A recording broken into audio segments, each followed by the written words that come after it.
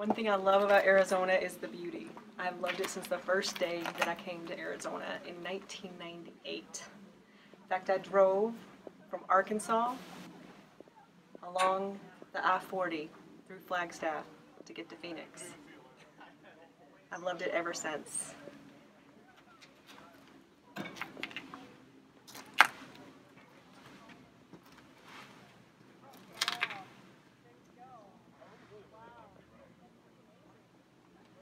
There's so much beauty here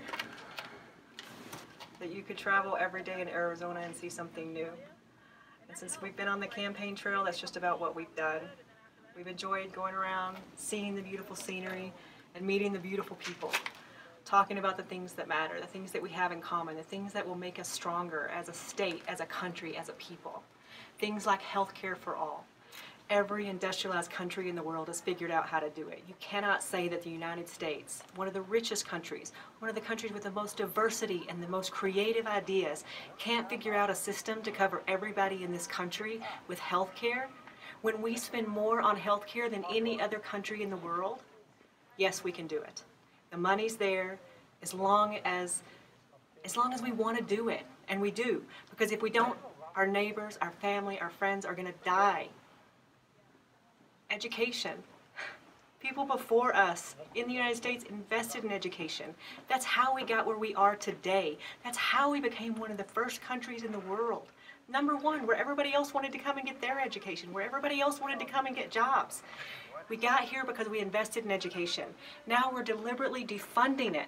We're deliberately making it so that so many people don't have just a moderate part of education.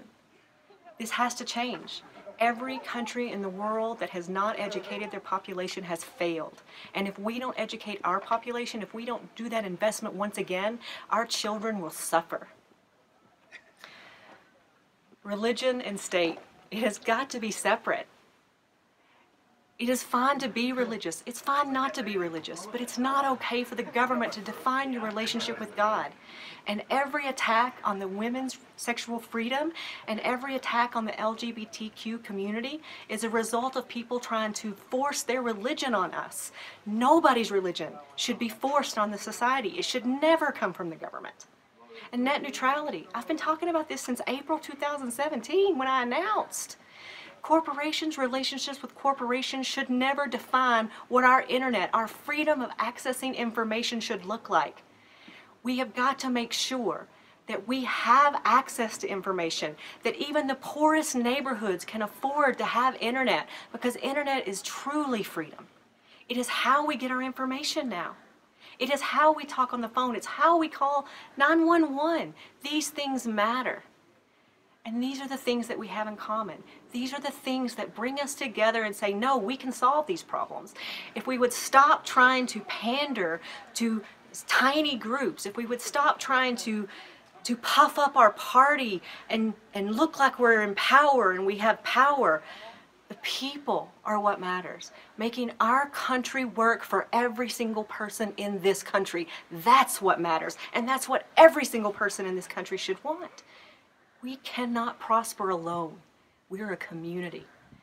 We have family, friends, and neighbors that absolutely their life depends on their ability to have health care, on their ability to have education, on their ability to access information, and their ability to choose whether or not they want a relationship with God and what kind. These things matter. These are the things that we're going to talk to people about, that we are talking to people about. These are the things, among other things, that will absolutely take us to the next stage.